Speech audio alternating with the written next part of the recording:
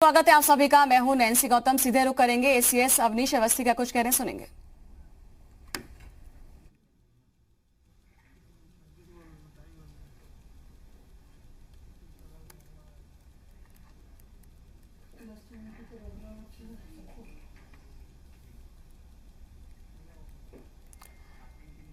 तो कोरोना को लेकर आपको बता दें, अवनीश अवस्थी अपर मुख्य सचिव अब प्रेस कॉन्फ्रेंस करने जा रहे हैं। तो क्या कुछ अपडेट है उत्तर प्रदेश में, ये पूरी जानकारी देंगे। यूपी में कोरोना को लेकर, कोरोना वायरस की अभी क्या कुछ आंकड़े सामने आए हैं, तमाम जानकारी देंगे एसीएस। तो कुछ देर में ये प्रेस कॉन्फ्रेंस शुरू होने जा रही है, सुनेंगे। मैं शुरू करता हूं। आज माननीय मुख्यमंत्री जी ने 11 बजे जो टीम 11 है उसकी बैठक की। आज मई दिवस है। इस क्रम में सर्वप्रथम जो प्रदेश के श्रमिक हैं उनके कल्याण के लिए जो योजनाएं हैं उनके बारे में उन्होंने समीक्षा की और जो कोविड-19 के कारण बाधित गतिविधियां हैं आर्थिक, उनके संदर्भ में श्रमिकों और कामगारों के हितार्थ राज्य सरकार जो अनेक कदम उठाने हैं उन पर जो है आज विस्तृत रूप से सर्वप्रथम मुख्यमंत्री जी ने चर्चा की।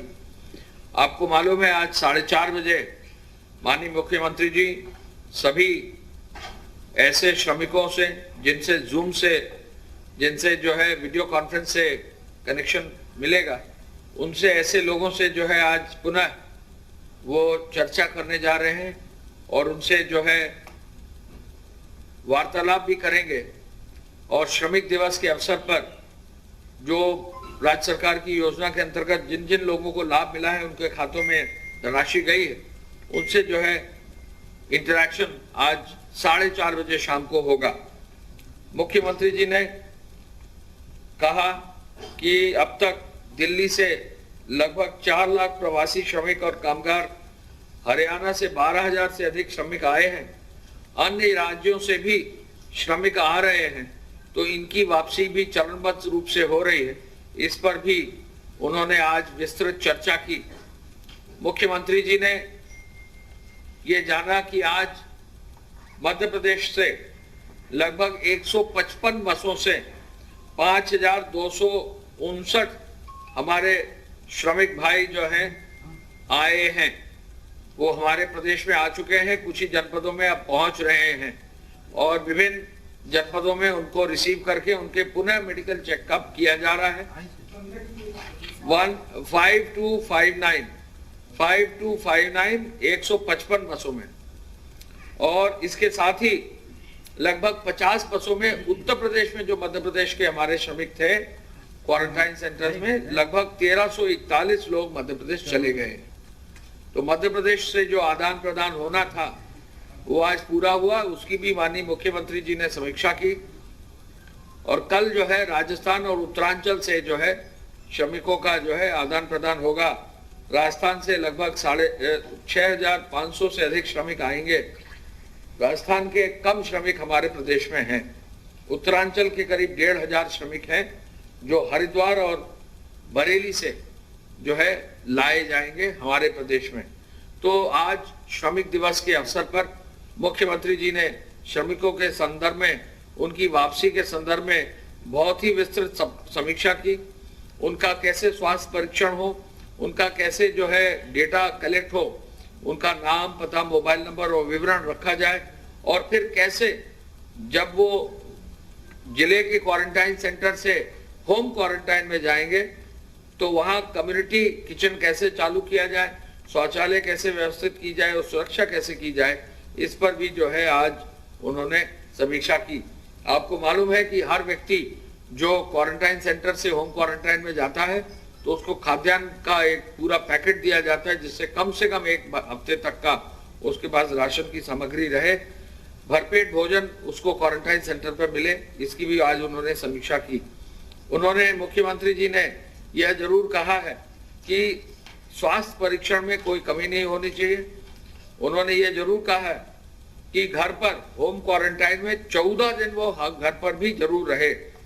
ऐसे श्रमिकों को, कामगारों को जो है व्यवस्था, जब होम क्वारंटाइन में रहे तो वहां पर कम्युनिटी सर्वेलेंस भी रहे, वहां पर वॉलंटियर्स भी रहे, ग्राम प्रधानों को भी फोन किया जाए, और यदि वो शहरी क्षेत्र है तो उनके जो वार्ड मेंबर्स है उनको भी फोन करके हालचाल भी लिया जाए और पूरा जो उसका एक नॉर्म है उसको फॉलो करने का कार्रवाई भी की जाए।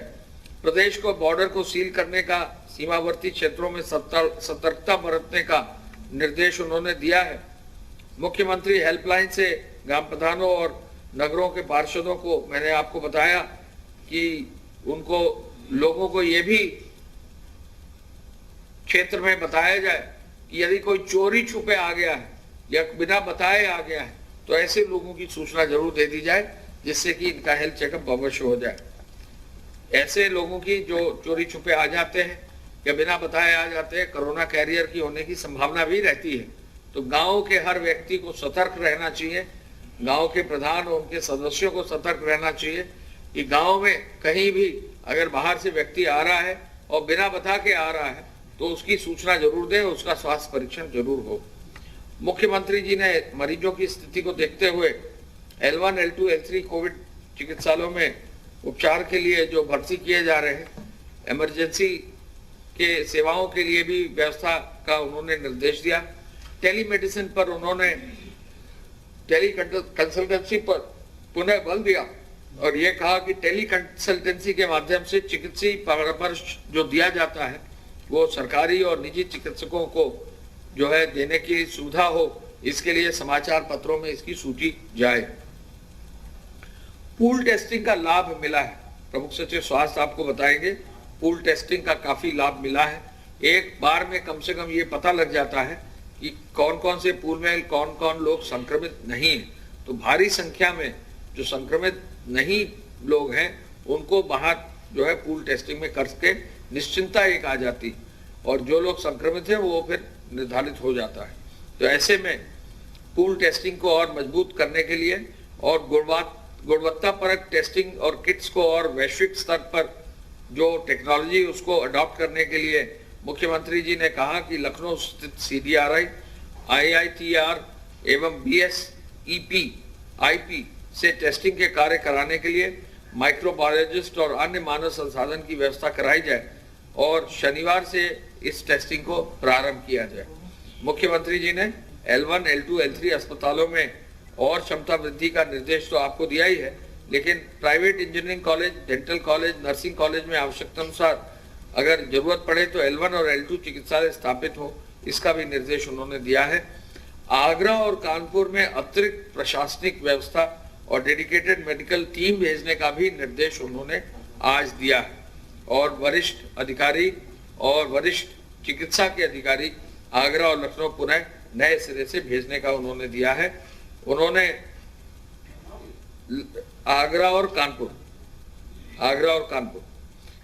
नगर, उन्होंने ये भी कहा कि हम कोरोना के संक्रमण से बचने के लिए मेडिकल इंस्पेक्शन को हमें हर हालत में रोकना होगा। इमरजेंसी सेवा में भी PPE और किट्स और मास्क और बाकी आवश्यक उपकरणों का उपयोग हो, ये निर्देश उन्होंने पुनः दोहराया है।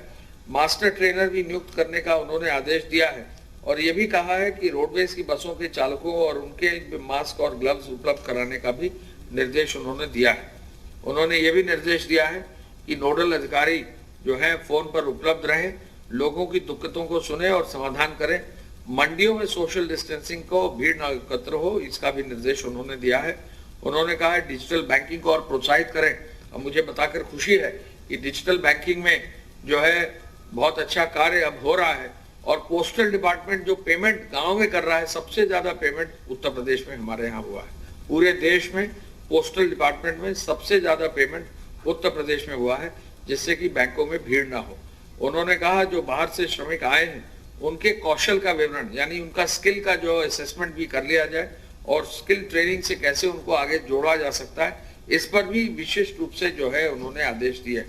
मुझे ये बताने में खुशी है कि आज जो है हम लोग जो विभिन्न कार्य गतिविधियां शुरू कर रहे हैं प्रदेश में, उसमें माननीय मुख्यमंत्री जी ने आज जब समीक्षा की तो यह पाया कि ग्राम विकास विभाग के जो है कार्य में लगभग 10 लाख से अधिक, 11 लाख के आसपास अब जो है अकुशल श्रमिक वहां पर काम कर रहे हैं।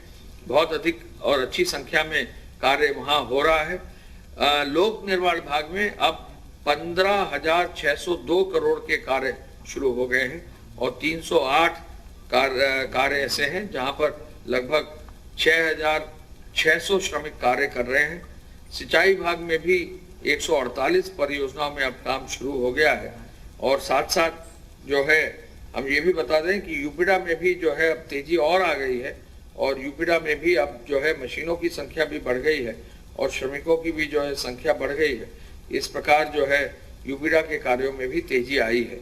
हम ये भी बताना चाहेंगे कि श्रमिक दिवस आज है, तो जो श्रमिकों को 1,000 रुपया दिया जाना था, अब लगभग 30 लाख श्रमिकों को 1,000 रुपया दिया जा चुका है।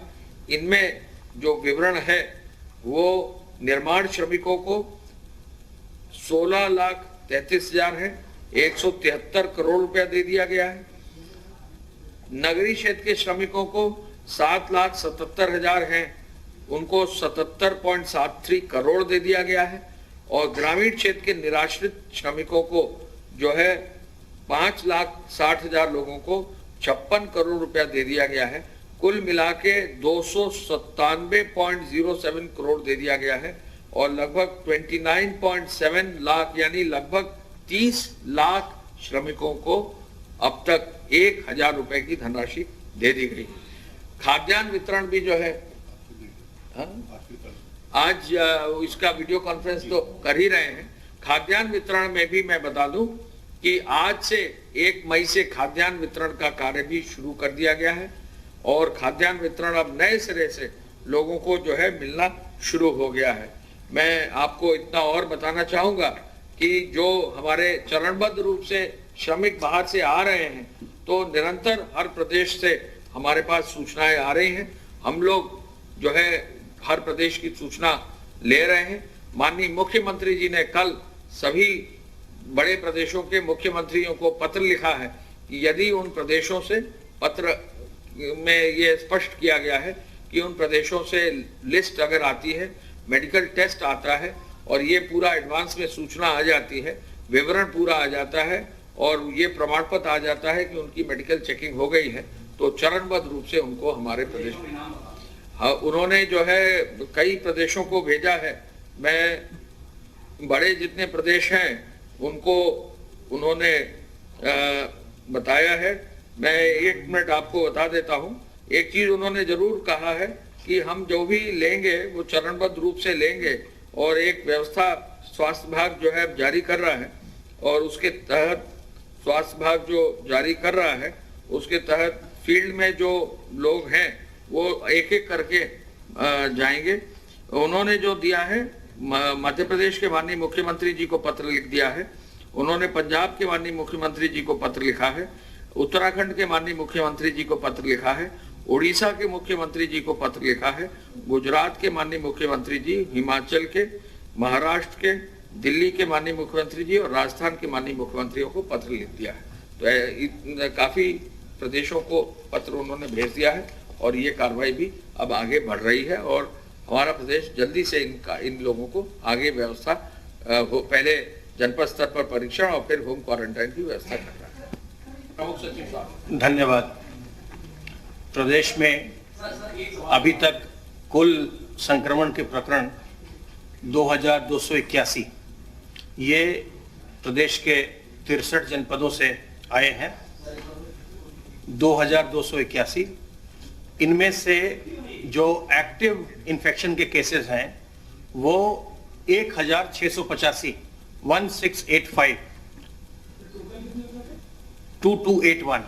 अभी तक 555 लोग पूर्णतः उपचारित होकर डिस्चार्ज किए जा चुके हैं।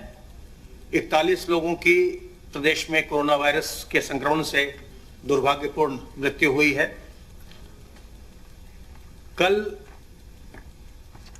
प्रयोगशालाओं में 4,177 4177 सैंपल्स की टेस्टिंग की गई और प्रयोगशालाओं में कल 3740 नए सैंपल्स भेजे गए। पूल टेस्टिंग लगातार प्रदेश में हो रही है। आप जानते हैं कि पूल टेस्टिंग प्रारंभ करने वाला उत्तर प्रदेश पहला राज्य था। अभी तक कल जो टेस्टिंग हुई पूल में 349 पूल लगाए गए, जिसमें 1649 सैंपल 1649 सैंपल्स पूल में लगाए गए टेस्टिंग के लिए। इनमें से 349 में से 8 पूल पॉजिटिव पाए गए और 341 पूल्स नेगेटिव पाए गए। दो तीन बातें जो आपके माध्यम से मैं कहना चाहता हूं।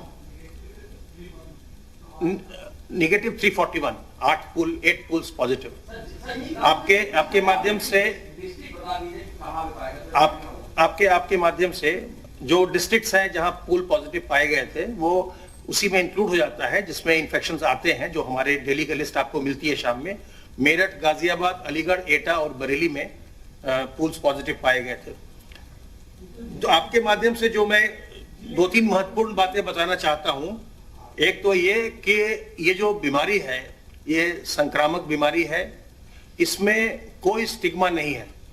ये संक्रामक बीमारी जाति, धर्म, मजहब कुछ नहीं देखती, ये किसी को भी हो सकती है। इसलिए जब ये अगर किसी को लक्षण आते हैं तो बिल्कुल न घबराए और तत्काल वो स्वास्थ्य केंद्र में आए, अपना जांच कराए और प्रदेश सरकार के द्वारा इसकी चिकित्सा की सुविधा निःशुल्क उपलब्ध कराई जा रही है। जांच की सुविधा और इसके चिकित्सा की सुविधा। इसलिए जितनी जल्दी आप आएंगे, जितनी जल्दी आपको लक्षण होते हैं, तत्काल आप सहायता लीजिए, स्वास्थ्य केंद्र में आइए और जो हमारा हेल्पलाइन है स्वास्थ्य विभाग का, वहां फोन करिए 1800 180 5145 1800 180 5145। जितनी जल्दी आप अपने लक्षणों के आधार पर आप चिकित्सा केंद्र में आ जाएंगे और जितनी जल्दी टेस्टिंग होकर के आपकी बीमारी का पता चल जाएगा, उतनी ही संभावना रहती है कि आप बिल्कुल स्वस्थ हो जाएंगे। इस बीमारी में जिनकी अधिक उम्र भी है, जो लोग 80 साल से अधिक उम्र के भी हैं, वो भी बिल्कुल ठीक होकर के घर जा रहे हैं।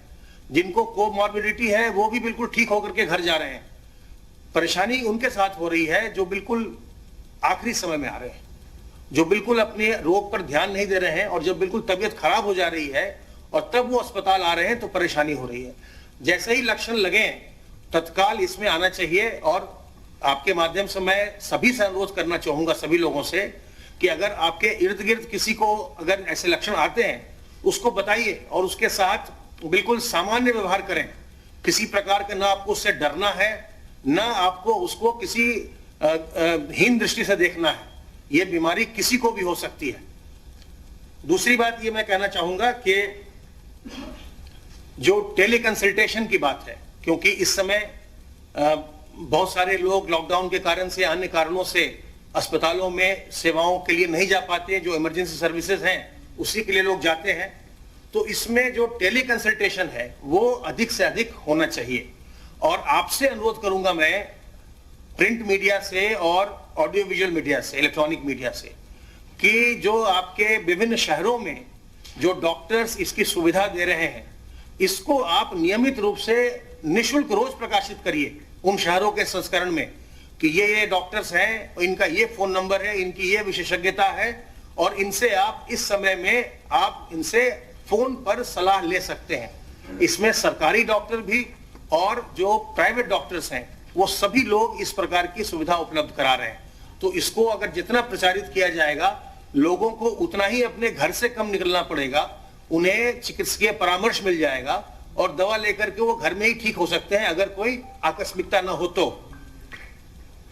जो इमरजेंसी सर्विसेज प्रारंभ करने की बात है, इसके लिए पहले हम लोगों ने जूम प्लेटफॉर्म पर ट्रेनिंग करवाया था निजी चिकित्सालयों का, सरकारी चिकित्सालयों का, और अब पीछे हम लोगों ने 29 तारीख को जो चिकित्सालय है, निजी चिकित्सालय है और सरकारी चिकित्सालय है, उनका ऑन साइट ट्रेनिंग उनकी कराई गई सभी जनपदों में।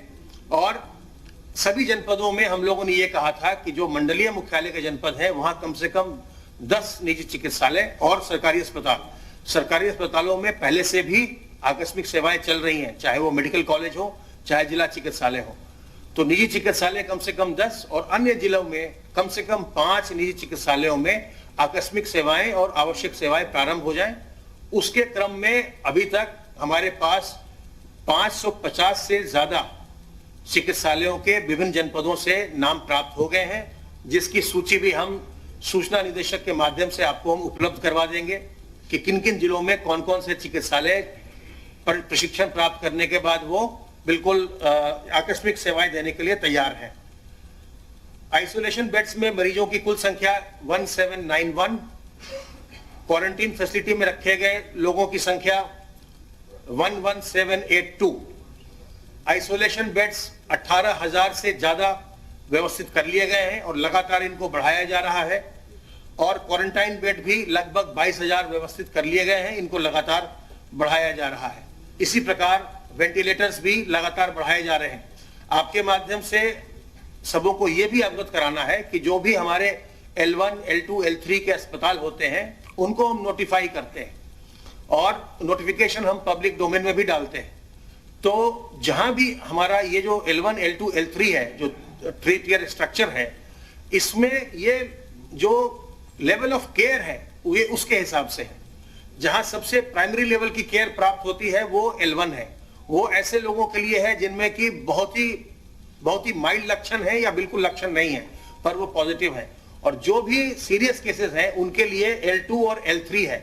तो जो भी लोग अधिक उम्र के हों, 60 से ज्यादा उम्र के हों या कोमॉर्बिडिटी वाले हों, उनको सीधा ही L2 और L3 में ही भर्ती किया जाना चाहिए, और वही हम उसी प्रोटोकॉल का हम लोगों ने सबों को बताया भी है और आपके माध्यम से सबों को बता भी रहे हैं कि कोई भी अगर अधिक उम्र का है, बुजुर्ग है, उसको कोई कोमॉर्बिडिटी है या छोटा बच्चा है, उसको सीधे L2 और L3 में ही ले जाना चाहिए। बाकी जो कम लक्षण वाले हों या बिना लक्षण वाले हों, उनकी चिकित्सा L1 पर की जाएगी। धन्यवाद।